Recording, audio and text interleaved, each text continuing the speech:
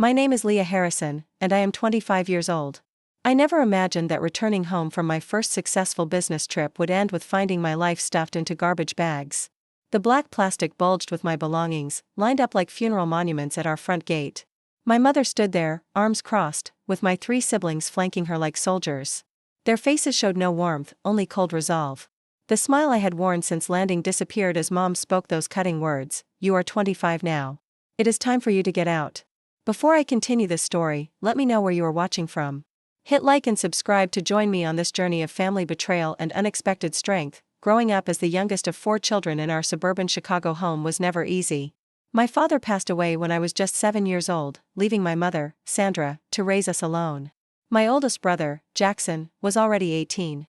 Then came my sister Natalie, who was 16, and my brother Kevin, who was 14. While they had years of memories with Dad, I could barely recall his face without looking at photographs. After he died, Mom changed. The warm, laughing woman from my earliest memories hardened into someone who measured love by achievement and obedience. She worked 2 jobs to keep us afloat and reminded us daily of her sacrifices.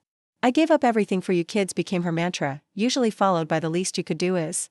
As the baby of the family, I received both the benefits and burdens of being last. Mom was financially more stable by the time I needed braces or college tuition, but the emotional toll of single parenthood had worn her down. She controlled every aspect of my life with iron determination, from my friends to my college major. My siblings had all followed the path she approved. Jackson became a surgeon, Natalie a corporate attorney, and Kevin a successful engineer. They married people Mom liked, bought homes in neighborhoods she approved of, and had children on the schedule she deemed appropriate. They were her success stories, proof of her excellent parenting. Then there was me. I studied marketing instead of medicine or law, took a job at a startup rather than an established firm, and remained stubbornly single at 25. While I was not rebellious by most standards, in our family, I was the black sheep. "When will you get a real job?" Mom would ask over Sunday dinner. "Natalie was already making 6 figures at your age." Despite these tensions, I chose to live at home after college graduation. At first, the decision was practical. My entry-level marketing salary was modest, and Chicago housing prices were astronomical. Living with Mom allowed me to save money and pay down my student loans more quickly. "You can stay as long as you need," Mom had said when I first moved back. Family supports family, but her support came with conditions, mostly unspoken, yet ever present. I paid rent, contributed to groceries, and handled most household chores. I drove her to appointments, helped with technology problems, and listened to hours of complaints about neighbors, coworkers, and occasionally my siblings. Though never when they were present, the dynamic with my siblings was equally complicated. To them, I was still the baby, someone whose opinions carried less weight. When family disagreements arose, they formed a united front with Mom, dismissing my perspective as immature or uninformed. "You will understand when you have more life experience," Jackson would say, despite the fact that I had lived independently through 4 years of college and traveled internationally, experiences. He had never had the tension between independence and family obligation grew as I approached my mid-20s. Friends my age were living in apartments with roommates, dating freely, and staying out late without texts demanding their whereabouts. I envied their freedom but felt trapped by both financial reality and familial duty. Then came the opportunity one thought might change everything. Our marketing firm landed a major client, and as the team member with the freshest ideas, I was chosen to present our campaign in New York. It was my first business trip, my first solo presentation to a major client, and potentially my first big career break. The presentation was scheduled for a Thursday, with meetings extending through Friday afternoon. I had spent weeks preparing, rehearsing until I could recite the pitch in my sleep. The night before my flight, Mom seemed distracted during dinner, barely acknowledging my nervous excitement. "I'll be back late Friday night," I reminded her as I washed dishes. "Fine," she replied, not looking up from her phone. "Jack and Natalie are coming over on Saturday with the kids. Make sure you're here to help." I promised I would. Swallowing my disappointment at her lack of enthusiasm, I held on to the hope that this professional milestone might finally earn her approval. If I could prove my career path was viable, perhaps she would see me as an adult rather than a disappointing child. The New York presentation exceeded all expectations. The clients loved our campaign, requesting only minor adjustments before approving the 7-figure budget. My boss took me to dinner afterward, discussing a potential promotion and raise if the project launched successfully. "You have real talent, Leah," he said. "I see a bright future for you with us." Those words warmed me more than the expensive wine we shared. For once, someone saw my potential rather than my shortcomings. During my limited free time, I purchased small gifts for everyone, a silk scarf for Mom, craft beers for my brothers, and a designer pen for my sister. Small tokens of success, peace offerings I hoped might bridge the gap between us. On the flight home, I imagined sharing my triumph at the family gathering the next day. Perhaps Jackson would finally stop asking when I planned to get a stable job. Maybe Natalie would cease forwarding me job postings for administrative positions at her law firm.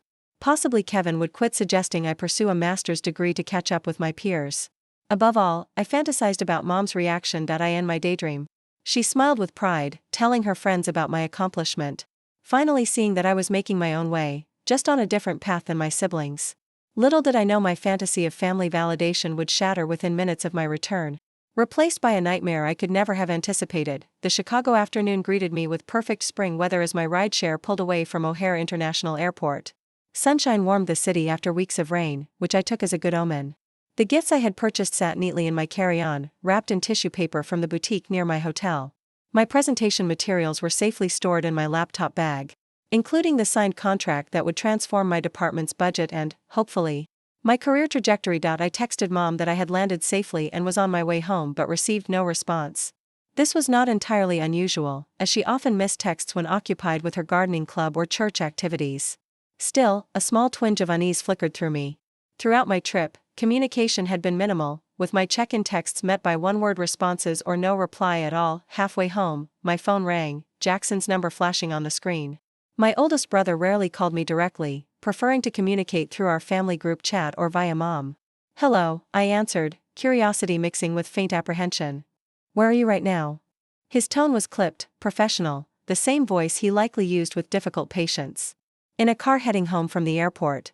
My flight landed early. Is everything okay?" A pause stretched between us long enough to quicken my heartbeat. "Mom wants to talk to you when you get home." "We all do." "About what? Is someone sick?" Alarm replaced confusion. "Just get home, Leah." He hung up without further explanation.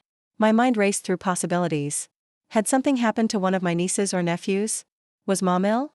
Had a distant relative passed away? None of these scenarios explained the coldness in Jackson's voice or why they all needed to talk to me. I tried calling Natalie, then Kevin, but neither answered. I sent messages to our family group chat asking what was happening, but only saw read receipts, no replies. My mother's last message to me, sent the previous evening, now seemed ominous in retrospect. "We need to discuss some changes when you return." The driver noticed my agitation. "Everything all right, miss?" "Just family stuff," he asked. "Just family stuff," I replied, forcing a smile that felt more like a grimace. As we turned onto my street, the peaceful neighborhood appeared unchanged. Children played in front yards, couples walked their dogs, and retirees tended spring gardens. Our modest two-story home came into view, the blue siding and white trim as familiar as my own reflection. Then I saw them. Black garbage bags, at least a dozen, lined the driveway near the front gate. 4 figures stood in the yard, their postures stiff and confrontational. I recognized them immediately, Mom in her gardening apron, Jackson in casual weekend clothes, Natalie in one of her impeccable business casual outfits despite it being Saturday, and Kevin in the university sweatshirt he favored on his days off. "You can stop here," I told the driver, my voice sounding distant even to my own ears. I paid quickly, gathered my luggage, and stepped out onto the sidewalk. The driver pulled away, leaving me exposed before my family's unified front. None of them moved to help with my bags. None of them smiled in greeting. "What is going on?" I asked, approaching slowly. "What are all these bags?" Mom stepped forward, her mouth set in a thin line. "Your things are packed. It is time for you to find your own place." The world tilted beneath my feet. "What? Why? We never discussed this." "You are 25 years old," she continued, as if I had not spoken. "All your siblings were on their own by 23. You have overstayed your welcome." Jackson nodded in agreement. "It is time you learned responsibility." The irony of his statement might have made me laugh in different circumstances. I had been paying rent, handling household chores, working full-time, and advancing my career. By any reasonable definition, I was already responsible. "This is insane," I said, looking from face to face, searching for any sign of warmth or explanation. "I just got back from a business trip. I have nowhere to go." "You should have planned better," Natalie interjected, checking her watch as if my sudden homelessness was making her late for an appointment. "We all managed to find apartments right after college." With parental co-signing and down payment assistance, I reminded her, anger beginning to cut through my shock. "And significantly higher starting salaries in established professions." "Excuses," Kevin said, shaking his head. You have had 3 years to figure this out. I turned to Mom, hoping to find some explanation in her expression. Why now? Why today, without any warning? I have been hinting for months that you should move on, she replied. You chose not to listen. Hinting is not the same as giving notice, I said, my voice rising despite my efforts to remain calm. Normal people discuss major decisions. They don't pack someone's belongings while they're away and ambush them upon return. Do not raise your voice to your mother, Jackson warned. Stepping closer, the absurdity of the situation struck me all at once. I was being lectured about respect while being treated with absolute disrespect. My family had waited until I was out of town to pack my possessions into garbage bags and evict me without warning or discussion. What is this really about? I asked, suddenly remembering conversations I had overheard between Mom and Natalie about property values in our neighborhood. Are you selling the house? A flicker of surprise crossed my mother's face before she composed herself. My financial decisions are none of your concern. They are if they involve making me homeless with no notice. You are not homeless, Natalie said with exaggerated patience. You have a job. Get an apartment like everyone else. Without references, without time to save for a security deposit, without warning. I looked at each of them in turn. Do you hear yourselves? Who treats family this way? We are doing this for your own good, Mom insisted. You need to stand on your own 2 feet. By cutting them out from under me, I countered. A neighbor walking his dog slowed as he passed, openly staring at our confrontation. My humiliation deepened at having this family betrayal witnessed by others. This is ridiculous, I said, lowering my voice. Let's go inside and discuss this like adults. There is nothing to discuss, Mom replied. The decision has been made. Without any input from me, the person most affected. Your input has been your continued failure to launch, Kevin said. We have all discussed it and agree this is necessary. That statement landed like a physical blow. They had discussed me, judged me, and determined my fate without my knowledge or participation. The gifts I had brought them suddenly felt like pathetic bribes for affection that had already been withdrawn. When did you pack all this? I asked, gesturing to the garbage bags. Yesterday, Mom answered. Jackson and Kevin helped. The timing was not coincidental. They had deliberately waited until I was away, unable to defend my space or my position in the family. And what am I supposed to do now? Where am I supposed to go tonight? You should have friends you can stay with, Natalie suggested, though her tone implied doubt that I had any. Or get a hotel, Jackson added. You just got back from New York. Surely you can afford a room for a few nights. They didn't know the company had paid for my New York accommodations or that my modest savings were earmarked for eventual moving costs, plans I had intended to discuss with Mom when the time was right. Can I at least come inside and sort through these bags? I doubt you knew what was important when you packed. Everything is there, Mom said firmly. Your room has been cleared. The finality of her statement made my stomach clench. They had erased me from the house while I was gone, as if I had never belonged there at all. White-hot anger surged through me, temporarily burning away the shock and hurt. 25 years of feeling less than, of trying to earn approval that never came, of walking on eggshells in my own home, all culminated in this moment of utter betrayal. How dare you? I said, my voice low and trembling. How dare all of you stand there acting righteous while doing something so cruel? Dramatic as always, Natalie muttered. Dramatic? I laughed without humor. You ambush me after a business trip, throw my possessions in garbage bags, and tell me I'm homeless effective immediately. But I'm the dramatic one. We knew you would react this way, Jackson said. This is why we did it while you were gone. You mean why you waited until I wasn't here to defend myself? That is not responsible adult behavior. That is cowardly. Mom's face flushed with anger. Do not speak to us that way after everything I have done for you. What exactly have you done for me lately? I asked. Mom had charged me rent, made me handle most household chores, criticized my career choices, and compared me unfavorably to my siblings at every opportunity.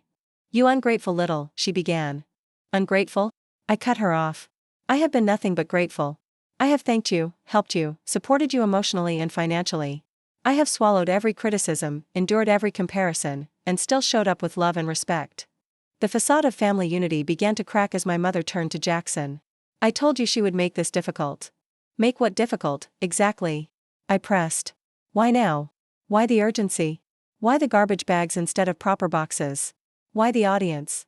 I gestured toward my siblings. Kevin shifted uncomfortably, the first sign that perhaps he was not fully committed to this plan. Mom is selling the house, he admitted. Kevin. Natalie hissed. She deserves to know, he replied. The truth emerged in fragments as they argued among themselves. Mom had received an offer on the house significantly above market value. The buyers wanted immediate occupancy. Rather than discussing this with me, she had decided, with my siblings, that my portion of any inheritance or proceeds would be reduced to compensate for my extended stay at home. So this is about money, I said, the pieces falling into place. You are pushing me out to sell the house, and you do not want me to have a claim on my share. You have not contributed to the mortgage, Natalie argued. I have paid rent for 3 years, I countered. Where did that money go, if not toward household expenses? Your rent barely covered your food and utilities, Mom dismissed. And what about Dad's will? I asked. He left the house to all of us. I may have been young when he died, but I remember the lawyer explaining that. Uncomfortable glances passed between them. They had hoped I would not remember or would not assert my legal rights. You would sue your own mother? Jackson asked incredulously. You would disinherit your own daughter, I fired back. We had reached an impasse, standing in the front yard with neighbors pretending not to watch. 3 years of pent-up resentment boiled over as I finally said what I had swallowed for too long. You have never respected my choices or seen me as an equal adult. You have used me as free labor, emotional support, and a convenient target for your disappointment. And now you discard me when it is financially convenient. No one denied these accusations. Their silence confirmed every insecurity I had harbored about my place in the family. In that moment of clarity, I made a decision that would alter the course of my life. I walked to my car, which thankfully had been parked on the street during my trip, and opened the trunk. What are you doing? Mom demanded. Leaving, I replied simply. Is that not what you want? One by one, I loaded the garbage bags into my car, grateful that I drove a hatchback with folding rear seats. The bags contained my entire life, clothes, books, electronics, mementos, things packed without care or concern for their significance. When the car was full, I turned to face them one last time. They stood together, a unit from which I had always been subtly excluded. You know, I just landed the biggest client in our firm's history. I was about to get promoted. I brought gifts for all of you to celebrate. I laughed softly at my own naivete. I actually thought you would be proud of me. Leah, Kevin began, a hint of regret in his voice. No, I cut him off. You have all made your position clear. I will not stay where I am not wanted or valued. To their visible surprise, I smiled, not from happiness, but from the sudden weightlessness of having nothing left to lose. Goodbye, I said, getting into my car. I hope the money is worth it. I drove away without looking back, tears blurring my vision as I navigated familiar streets that suddenly felt foreign. My phone began buzzing with messages, likely my family realizing the implications of their actions, but I ignored them. With no plan and nowhere to go, I called the only person I trusted completely, my college roommate, Zoe. Through choked sobs, I explained the situation. Come here now, she said without hesitation. You can stay as long as you need. Zoe lived in an apartment 30 minutes away with her boyfriend, Tyler. When I arrived, they helped unload my car without judgment or question, setting up their spare room as a temporary sanctuary. That first night was the lowest point. Curled on an unfamiliar bed, surrounded by garbage bags I could not bear to unpack, I cycled through shock, grief, and rage. My phone continued to buzz with messages, which Zoe eventually convinced me to read. They were as expected. Mom insisted I was overreacting. Jackson lectured me about responsibility. Natalie sent links to apartment listings well outside my budget. Kevin alone expressed some regret about the method, though not the decision itself. These people are toxic, Zoe declared after reading the messages. You need space from all of them. They are still my family, I said weakly. Family does not treat each other this way, Tyler interjected.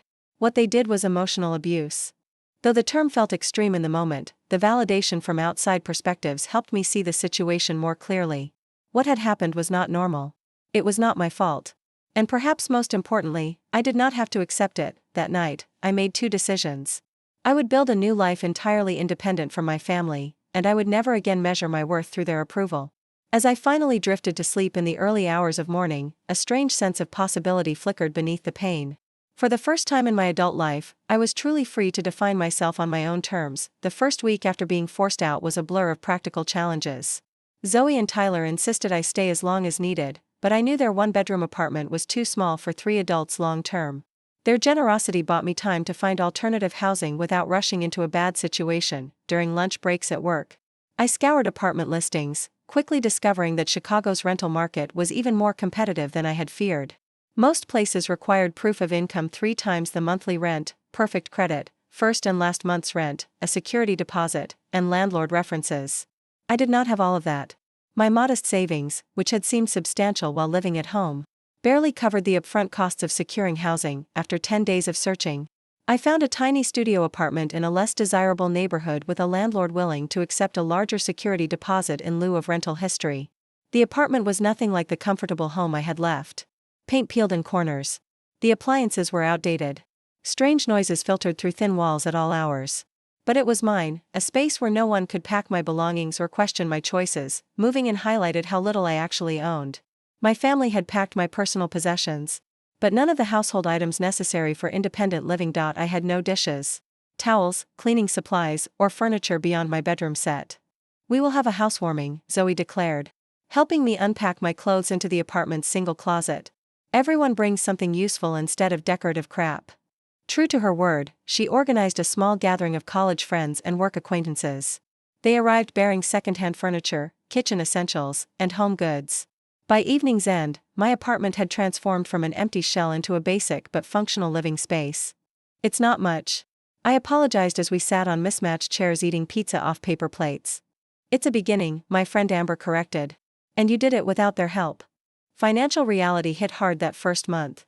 After paying rent, utilities, groceries, and transportation costs, my previously adequate salary left almost nothing for savings or emergencies. I created spreadsheets to track every expense, meal planned meticulously, and learned which grocery stores offered the best prices on essentials. Work became my anchor and salvation. The Monday after being forced out, I arrived early at the office, threw myself into finalizing the New York client's campaign, and channeled all my emotional turmoil into creative energy. "You have been putting in serious hours," my boss commented 2 weeks later. "The New York presentation was excellent, and your follow-up has been impeccable." "Thank you," I replied simply, not mentioning the personal chaos behind my professional dedication. "We are restructuring the team," he continued. "I would like you to lead the digital marketing division. It comes with a 15% raise and more responsibility." The promotion could not have come at a better time. The additional income would not make me wealthy, but it eased the constant financial anxiety of solo living. More importantly, it validated my career path, the very one my family had dismissed as inadequate. While my professional life flourished, I struggled emotionally. Nightmares about homelessness disrupted my sleep. Unexpected sounds in my new building triggered panic responses. Trust issues colored my interactions with coworkers and friends. "You should talk to someone professional," Zoe suggested during one of our weekly coffee meetups. "Therapy is expensive," I countered. "So is the emotional toll of trauma," she replied. "Your new job has health insurance, right?" She helped me navigate the insurance portal to find therapists who accepted my coverage. The woman I ultimately chose specialized in family estrangement and adult children of controlling parents. Our first session opened floodgates I had not realized were holding back an ocean of hurt. "What your family did was not normal or acceptable," my therapist affirmed. "Evicting someone without notice is legally questionable, even with family. Doing it while you were away shows premeditation and a fundamental lack of respect." Weekly therapy sessions helped me recognize patterns of emotional manipulation that had defined my family relationships. I learned about concepts like scapegoating, golden children, and conditional love. Slowly, I began rebuilding my sense of self-worth separate from family approval. Practical skills became another focus of my new independence. I had never needed to handle certain aspects of adult life while living at home. Now I taught myself basic plumbing, how to jumpstart a car, simple cooking techniques, and home repairs. Each new skill felt like a tiny victory, proof that I could survive and even thrive on my own. 3 months after moving out, I encountered my brother Kevin at a coffee shop downtown. The meeting was accidental, uncomfortable, and revealing. "You look good," he said awkwardly after we both froze in recognition. "How are you?" "I am doing well," I replied truthfully. "Working a lot. I got promoted." "That is great," he hesitated. "Mom has been asking about you." "Has she?" Strange way of showing concern, cutting off all contact. "You cut off contact," he corrected. "You stopped answering messages after being thrown out with no notice." "Yes, I did." We stood in uncomfortable silence, holding coffee cups like shields. "She wants you to come to Sunday dinner," he finally said. "To talk things through." "On what terms?" "What do you mean? Does she acknowledge what she did was wrong? Is she apologizing, or does she expect me to pretend nothing happened and resume the same dysfunctional relationship?" His expression answered my questions. There would be no acknowledgement, no apology, no change. "I cannot do that, Kevin. I am not the same person who left 3 months ago." "She is still your mother," he insisted. "Yes," I agreed.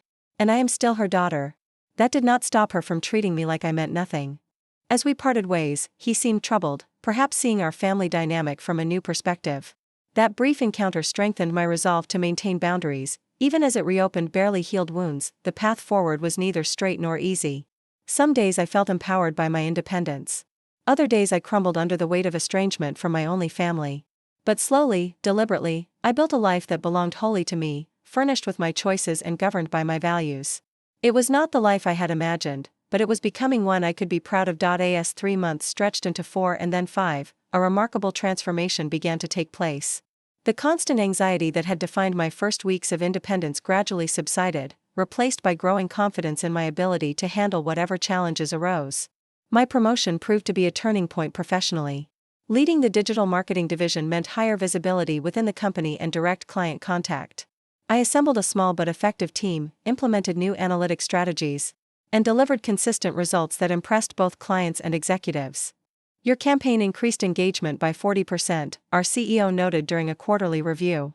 That is impressive work, Leah. The acknowledgement, delivered in front of the entire leadership team, felt more validating than any family approval I had ever sought. My colleagues saw my value without the distorting lens of family history or comparison. With financial stability came practical improvements. I traded my unreliable used car for a newer model with a warranty.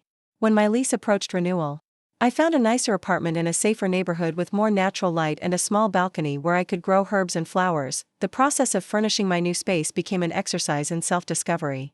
Free from my mother's aesthetic preferences and my siblings' opinions, I could finally explore my own taste. I discovered a love for mid-century modern design, bold colors, and functional spaces. Each piece I selected, whether new or secondhand, reflected my emerging identity.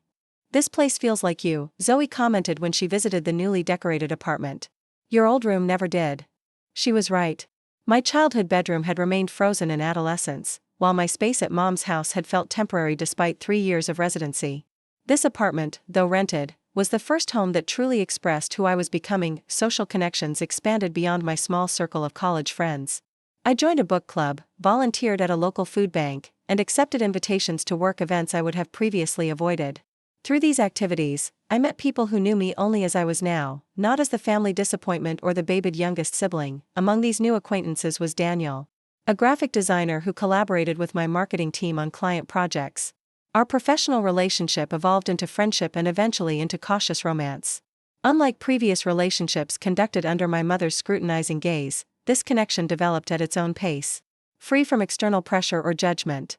"Tell me about your family," Daniel asked during our third date. "That is complicated," I replied. Then shared the condensed version of recent events. His response was refreshingly straightforward. "They sound toxic.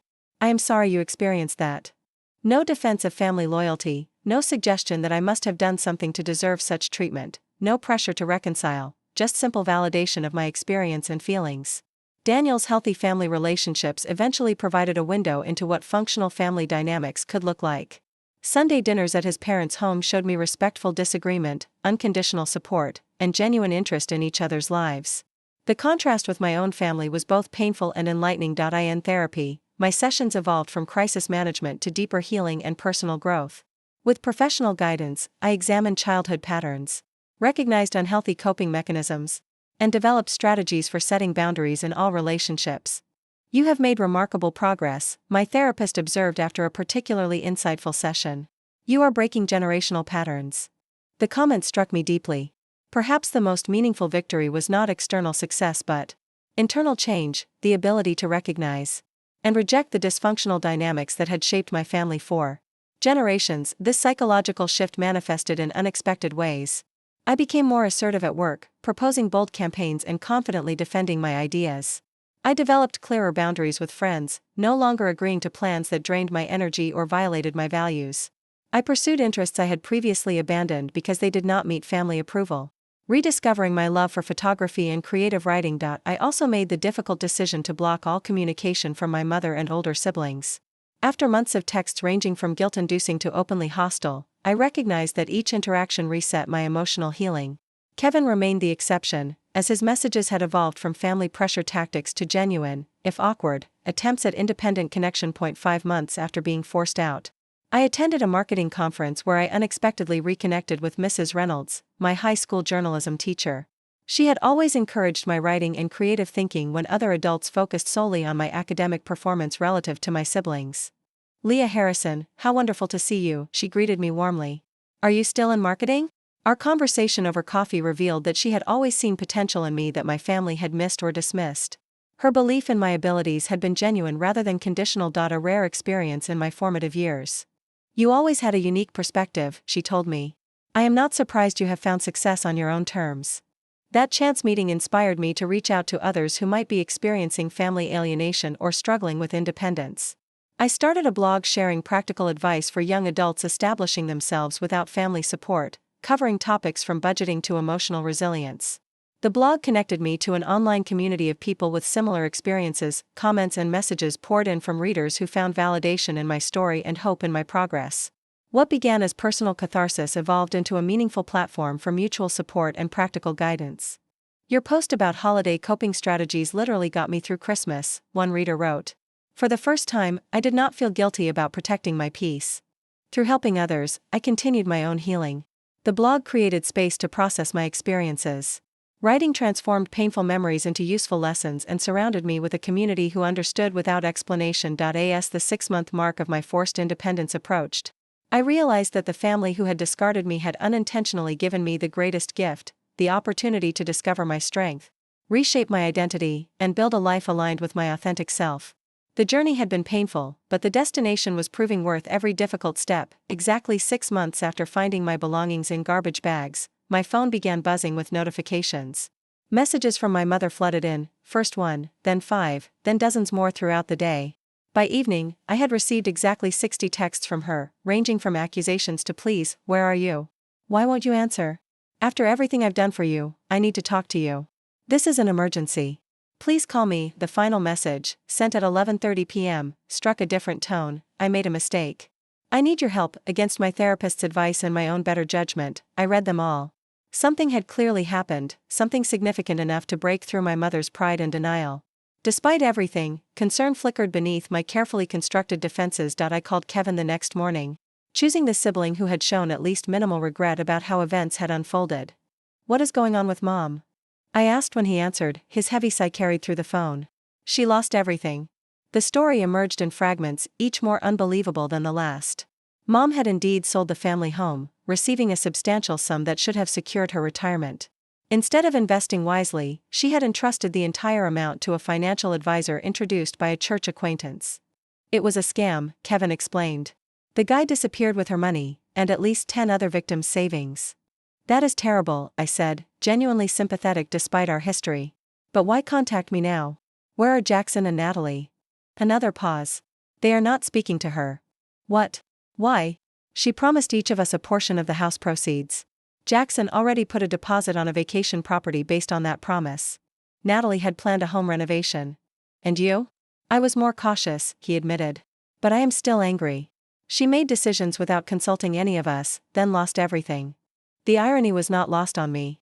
My mother had excluded me from decisions about my own living situation and now felt the sting of similar treatment from her other children. "There is more," Kevin continued reluctantly. "She has nowhere to live. The new owners took possession of the house last week. She has been staying in a motel, but her funds are running out. Where does she expect to go?" "She mentioned your new apartment."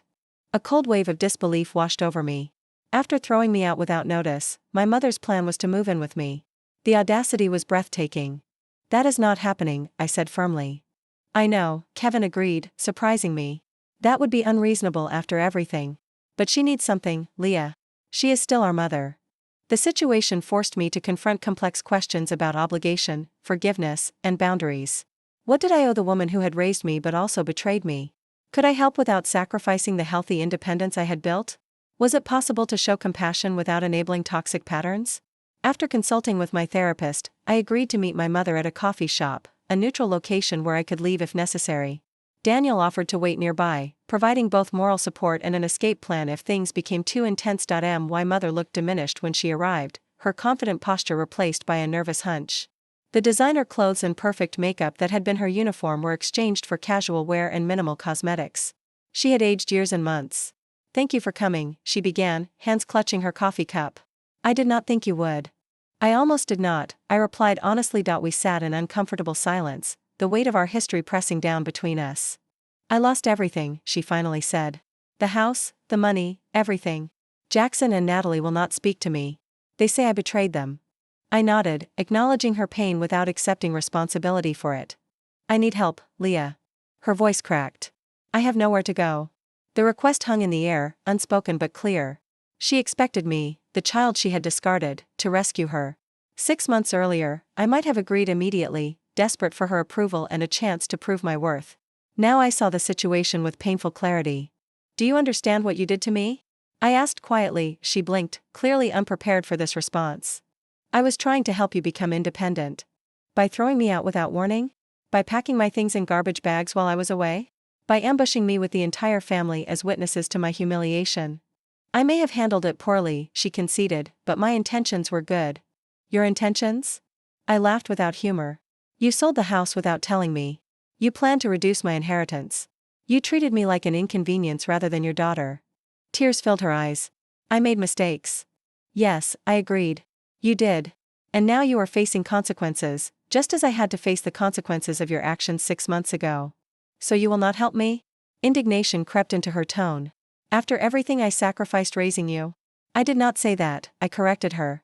I am willing to help, but on my terms, not yours. I outlined the boundaries I had carefully considered with my therapist's guidance. I would help her find affordable senior housing and contribute a modest monthly amount toward her expenses. I would not allow her to move in with me, borrow money directly, or resume the controlling relationship of the past. That is your idea of help? She asked incredulously. That is what I can offer while still respecting myself, I replied. Take it or leave it. Our conversation continued for nearly 2 hours, cycling through accusations, justifications, tears, and tentative steps toward understanding. My mother struggled to accept that our relationship had fundamentally changed, that her authority had been permanently diminished by her own actions. I never thought you would be so hard, she said at one point.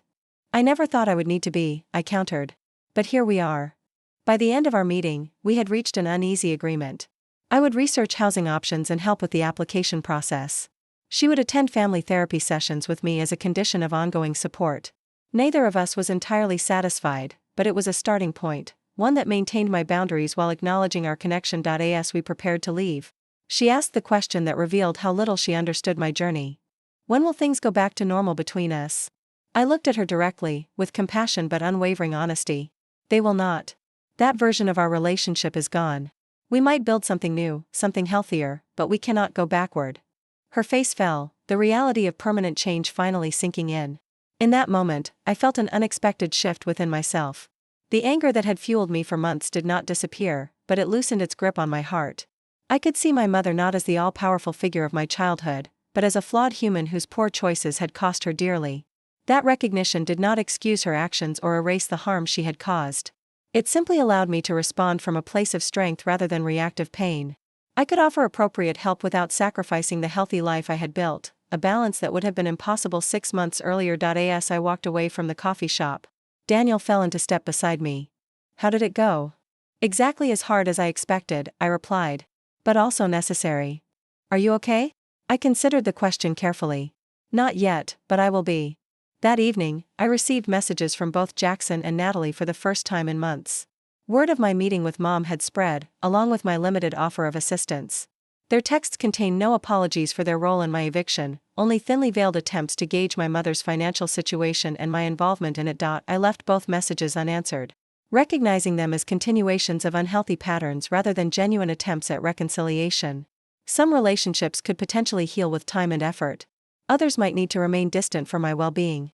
Learning to distinguish between them was part of my ongoing growth. The family crisis that had prompted 60 desperate messages had not provided a Hollywood reconciliation or neat resolution. Instead, it had offered something more valuable: confirmation. That the boundaries I had established were necessary. And that the independent life I had built was worth protecting. In the weeks following our coffee shop confrontation, I helped my mother navigate the complex process of finding affordable senior housing. The assistance I provided was practical rather than financial, researching options, explaining application requirements, and occasionally driving her to appointments. Pine Meadows, the facility she eventually moved into, offered independent living apartments with optional supportive services. The modest studio unit was a significant downgrade from our family home, but it provided security, community, and a fresh start. It is small, she commented on move-in day, surveying the compact kitchen and living area. So was my first apartment, I reminded her gently. You adapt. The parallel was not lost on her. For perhaps the first time, my mother was experiencing the challenges of starting over with limited resources, the very situation she had thrust upon me without warning or preparation. Our relationship remained complicated, but the enforced distance created space for gradual healing. The weekly therapy sessions, which she attended reluctantly at first, became a structured environment to address long-standing patterns and build healthier communication. I never realized how my own upbringing affected my parenting, she admitted during one particularly significant session. My mother was even more controlling than I was. Understanding the origins of her behavior did not excuse it, but it provided context that helped me process my childhood experiences. Generational trauma had shaped our family dynamics in ways none of us had recognized or addressed. As promised, I contributed a modest monthly amount toward her expenses, carefully calculated to provide necessary support without sacrificing my own financial security.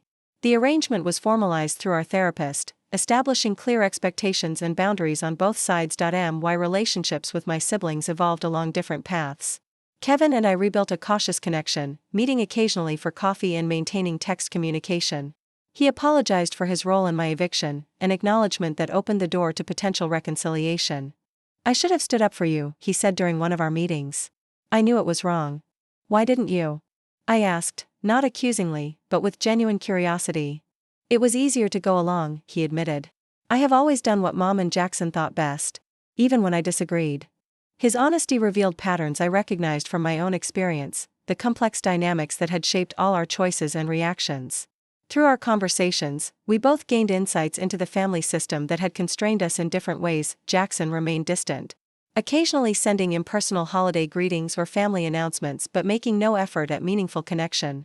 His pride prevented him from acknowledging any wrongdoing, and I no longer felt compelled to seek his approval or forgiveness. The most surprising development came from Natalie. 6 months after our mother's financial collapse, my sister experienced her own crisis when her husband announced he wanted a divorce. Suddenly single with 2 children and a lifestyle she could no longer maintain independently, she gained unexpected perspective on vulnerability and independence.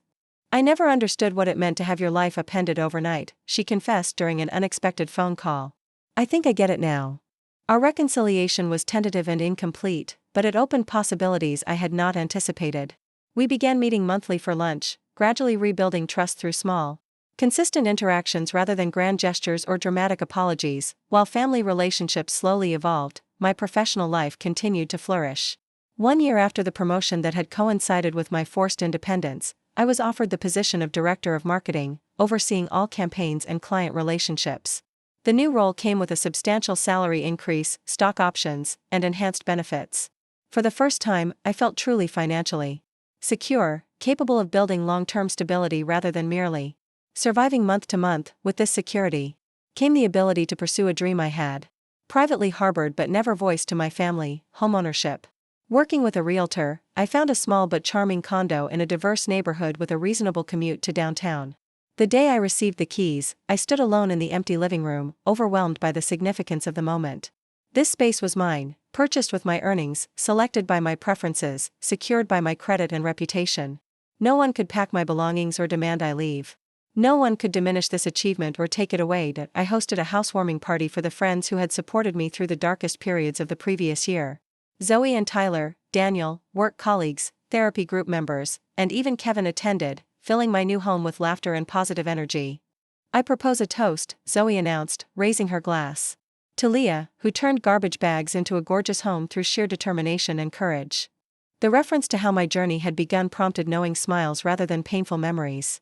What had once been traumatic had transformed into an origin story of resilience and growth. As my external circumstances stabilized, I continued the internal work of healing and self-discovery. With my therapist's encouragement, I established a small scholarship fund for young adults aging out of foster care or leaving difficult family situations. The modest grants helped recipients with security deposits, professional clothing, or educational expenses, addressing practical needs often overlooked by larger programs. You have turned your pain into purpose, my therapist observed, when I shared feedback from the first scholarship recipients. That is true healing. The observation resonated deeply. The betrayal that had initially shattered my sense of security had ultimately revealed strengths I might never have discovered otherwise. Being forced to stand alone had taught me that I could not just survive, but thrive on my own terms. My relationship with my mother would never return to what it had been, nor would I want it to. The dynamics that had defined our earlier interactions were fundamentally unhealthy, rooted in control rather than respect.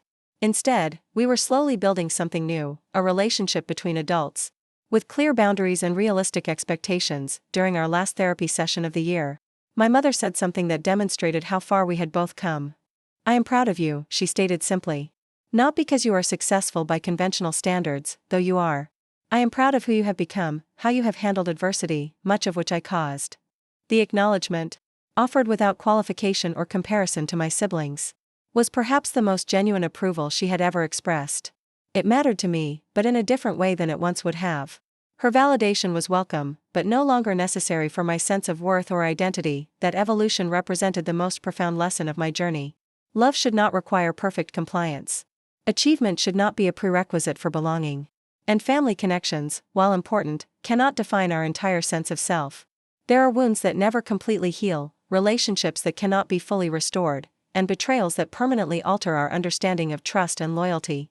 Yet within those painful realities lie opportunities for growth that might otherwise remain undiscovered, sometimes being forced out of what feels like home leads us to where we truly belong, to the person we were meant to become. What began with garbage bags at a gate ended with the keys to my own front door, both literally and metaphorically. The journey between those points transformed not just my circumstances, but my fundamental understanding of family, independence, and self-worth. In losing what I thought I needed, I found what I truly deserved, a life defined by my choices rather than others' expectations. Have you ever experienced a moment when family betrayal ultimately led to unexpected strength? How did you rebuild your life after a relationship breakdown? Share your story in the comments below, and do not forget to like and subscribe if this resonated with you. Remember, sometimes the most painful endings lead to the most beautiful beginnings. Thank you for listening, and I wish you the courage to create boundaries that protect your peace and the strength to build a life that truly reflects your worth.